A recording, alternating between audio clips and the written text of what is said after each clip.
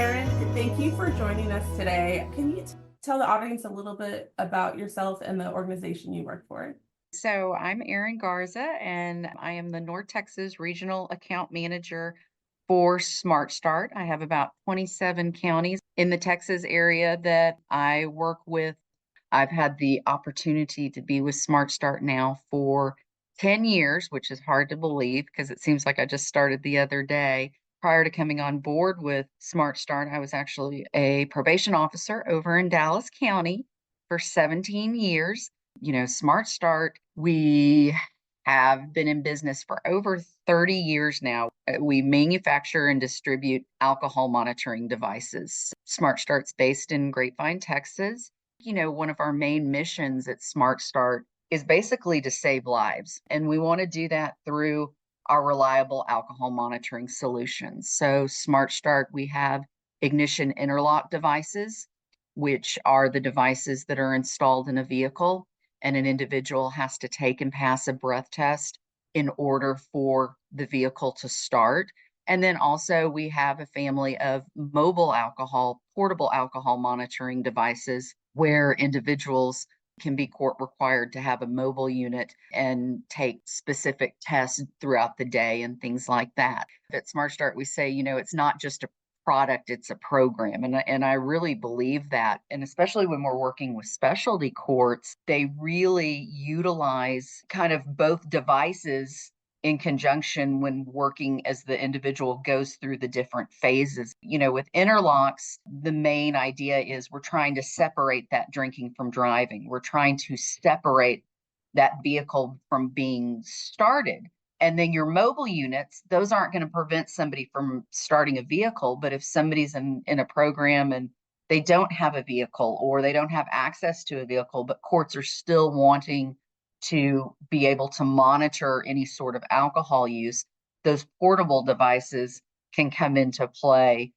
So you shared a little bit about the history of Smart Start. Can you tell me anything about the founding, the people, like how it even So got started? this is actually a kind of a great story. So Betty Rogers, who started Smart Start years ago, it really came out of a personal need. So Betty and her husband lived on a working ranch, and they had a ranch hand that had some issues with the law and with DWIs, and they were trying to find something that could help their ranch hand. And they came across, this technology, interlocks and things like that. And it kind of came from there. So Smart Start was kind of born and bred here in Texas.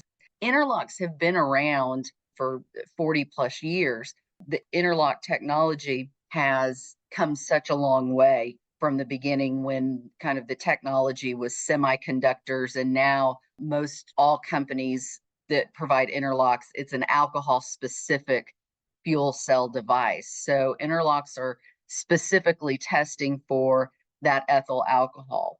These days, all 50 states have some sort of ignition interlock law in place. Every state is very different in what they require, but I think that's such a great thing that we're at a point now that the importance of interlocks and the facts that they do save lives is a part of every state when it comes to those interlock laws. And I think it's such a great importance, and especially a lot of part of my job when I'm working with especially new prosecutors or new officers that are coming on board is providing them that education on how does an interlock work. In Texas, what is a fail level if I'm taking a test on an interlock? A lot of things that officers come in that they're not aware of when it comes to interlocks and the importance of it. You mentioned portable and the one that's installed in your vehicle. Are those your two main devices that Smart Start has then? Is that what you were saying? Yes. So we have, it's a family, as we said, it's kind of a family of products. So we have our ignition interlocks that go in the vehicle. We also have ignition interlocks that we can add a modem, a GPS modem, which then creates a real-time downloading interlock unit. We also have cameras. Cameras are a very important feature of the interlock.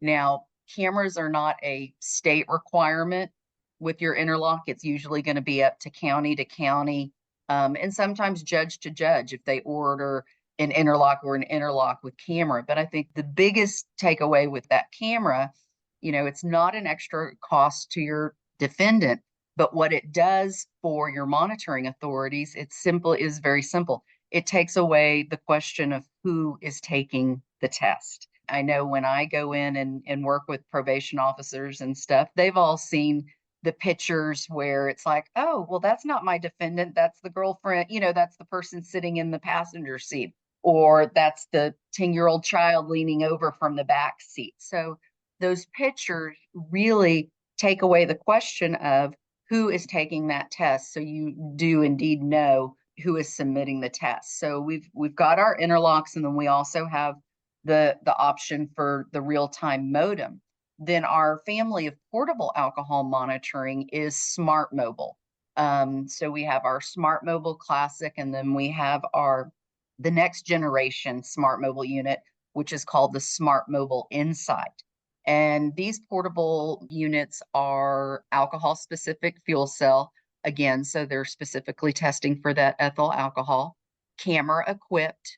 We can do up to 10 different testing times per day, and they are real-time downloading units, which also provide GPS points when somebody's taking a test or if a test is skipped. So I think that's definitely very important, because when we have somebody on an interlock, we know we're separating that drinking from driving. But again, you used to have some, defendants coming into court, before portables were being used, they would come in to the judge, oh, I don't have a car, I don't have access to a car, maybe thinking it might get them out of having to have some sort of alcohol monitoring.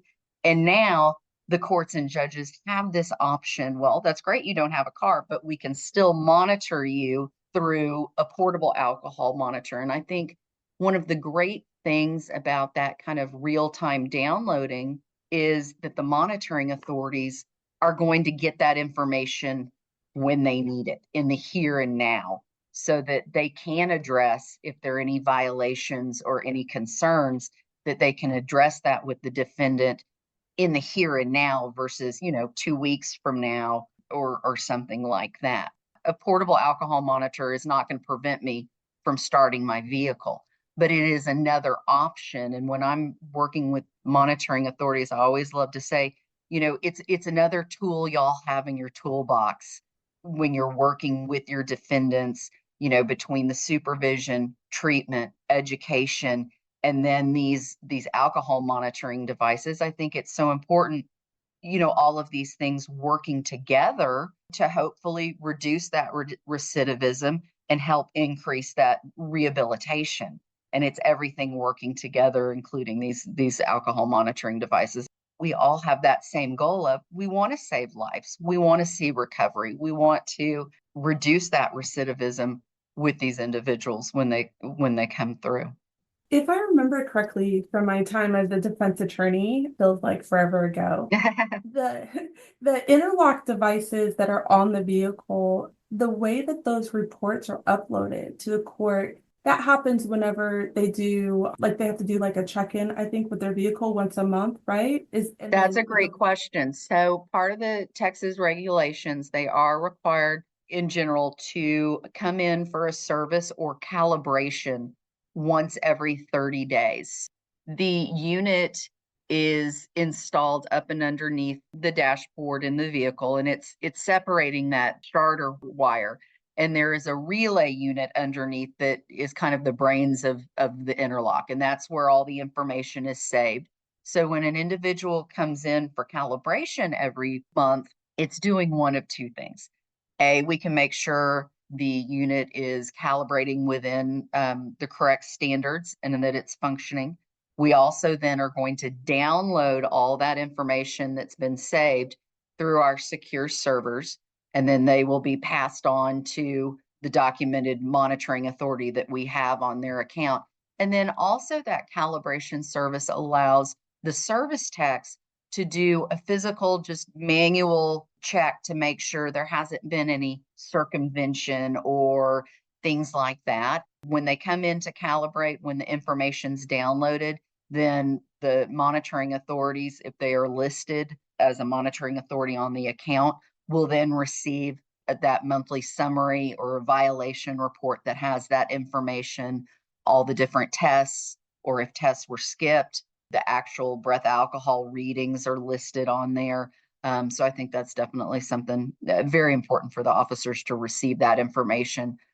If I remember correctly as well, the portable devices, that actually uploads reports. Is it the same day even or within a certain amount of time? Can you share a little bit more about that? Absolutely. So the great thing, technology is a wonderful thing. So with your portable alcohol devices, a little bit different from interlocks. So your portable alcohol devices, your defendants will have test windows.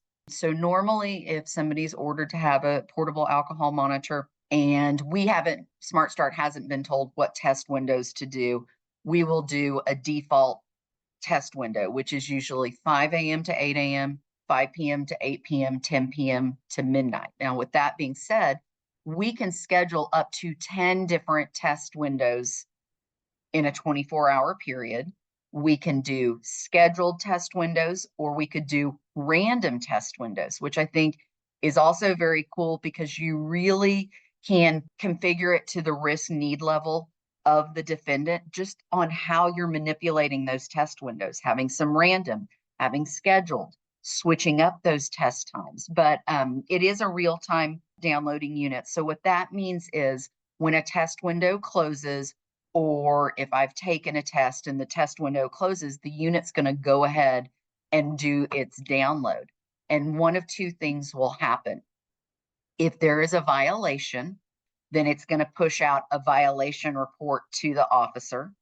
But if everything's fine and they've passed, then usually the officers are going to receive a monthly summary report, kind of that no news is good news kind of mentality. But if there is a violation, then that information is going to be pushed out immediately. And I think what another great tool that we offer for monitoring authorities is our smart web, our secure case management platform that we have for monitoring authorities, so that they can actually go into SmartWeb and pull up, a defendant's case and their account and be able to see reports, see any real-time readings, things like that, especially like with the individuals that are on interlocks with modem, they're able to go directly to the case management, to SmartWeb, to see what's going on in the here and now or review past reports. So we try to make it very user friendly for the monitoring authorities. You talked a little bit earlier about how interlock devices have been around for 40 plus years and things have changed over the years. And I want to just touch a little bit on that improvement in technology. Through the history of SmartStart, I'm certain that the device has improved. And you also mentioned multiple different features from the camera systems to other things you were talking about. So can you share a little bit about just any of the thought process, if you're aware of, that goes into improving that technology? Like, do you get feedback from people to help improve that?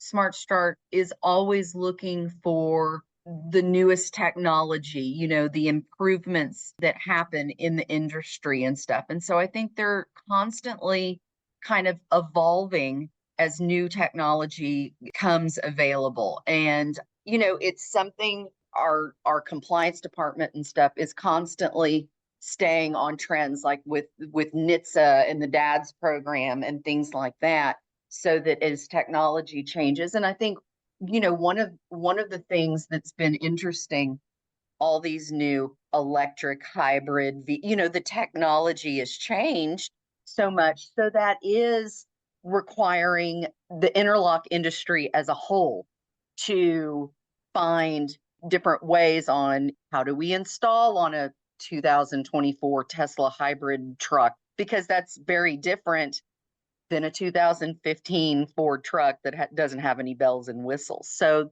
the industry in a whole is changing to keep up with new technology that's coming out with vehicles and things like that.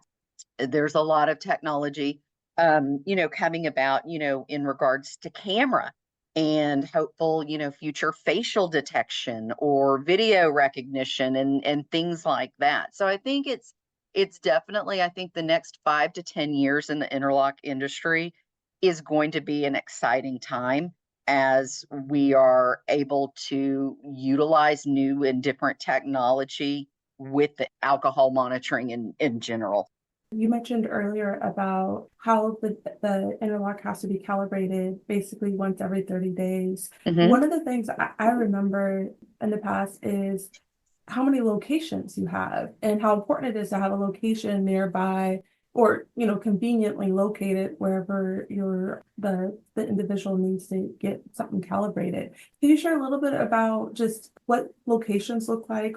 So, and actually, the Smart Start has a presence in 48 states and 18 countries. The likelihood that you can find a Smart Start service center is very high. But I think one of the great things about our service centers is that an individual can go to any service center. People travel, people work in different cities, and they need to be able to have that access for calibrations or if issues arise and they need technical assistance. Smart Start, we're not trying to be another burden on a defendant that's required to have alcohol monitoring. We try to give them as much support as we can to make it a little bit easier. In the North Texas area alone, we have over probably 30 locations. On our website, if individuals go to smartstartinc.com, they're able to enter in their current location or a zip code, and and it's going to pull up all your nearest shops. Individuals can find the information they need very quickly and when they need it, and can move on to the next thing.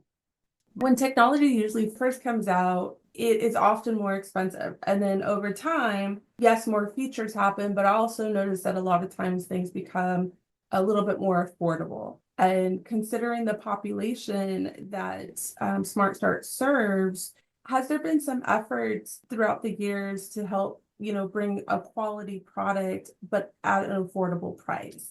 One of the good things about Smart Start is that we don't have any long-term leases. It's month to month. So clients are not locked into a 2-year lease or something because sometimes you don't know how long you're going to be having the unit. So we do month to month leases. On average, interlock is going to cost, between $80 to $100 a month.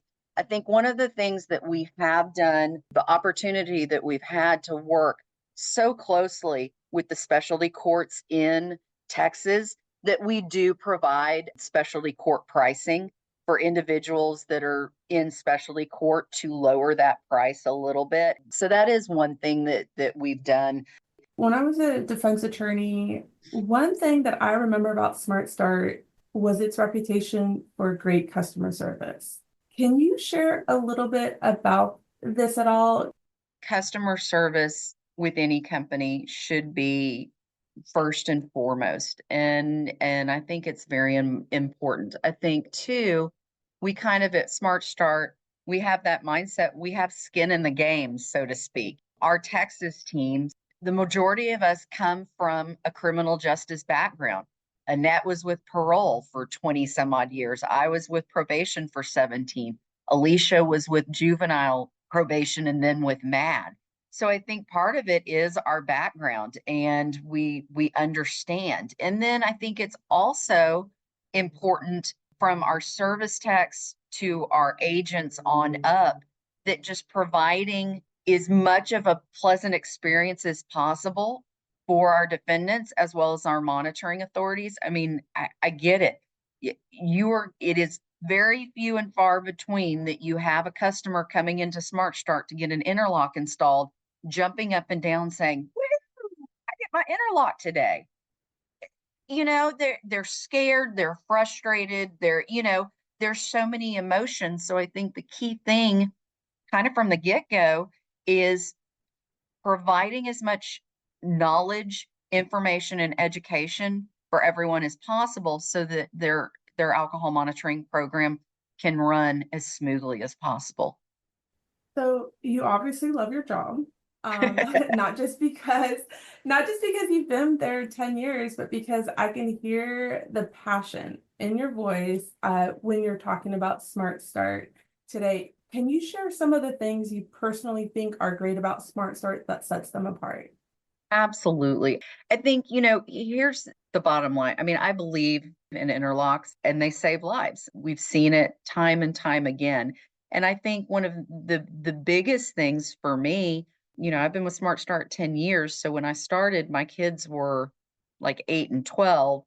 Now they're 18 and 22. And every time they go out on the road, I think about the importance of driving safety. And, I'm not so much worried about them, but it's other individuals that choose to make a poor choice and drink and get behind the wheel. And that's what scares me. That's definitely is what motivates me.